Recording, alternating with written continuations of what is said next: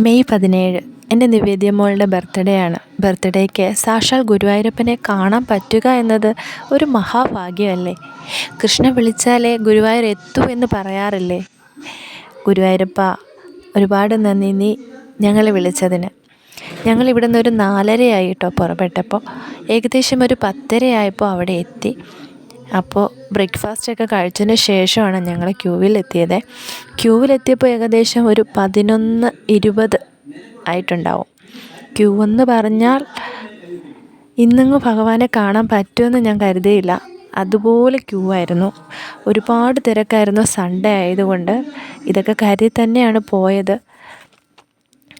ഏകദേശം ഒരു 5-5.5 മണിക്കൂർ ക്യൂവിൽ ഞങ്ങൾ ചിലവഴിച്ചു. കുഞ്ഞുങ്ങൾ വഴക്കുണ്ടാക്കുമെന്നൊക്കെയാണ് കരുതിയത്. പക്ഷേ അവർ യാതൊരു വഴക്കും ഉണ്ടാക്കിയില്ല. അങ്ങനെ 5 മണിക്കൂർ ക്യൂവിൽ ചിലവഴിച്ചതിന് ശേഷം ഒടുവിൽ ആ തിരുനടയിലെത്തി.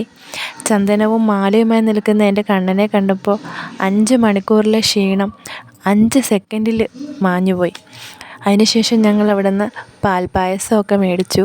പാൽപ്പായസം എന്ന് പറഞ്ഞാൽ അവിടെ കിട്ടുന്ന പാൽപ്പായസത്തിൻ്റെ ടേസ്റ്റ് വേറെ ഒരിടത്തൊന്നും കിട്ടില്ല. അത്രയും ടേസ്റ്റാണ് അവിടുത്തെ പാൽപ്പായസം.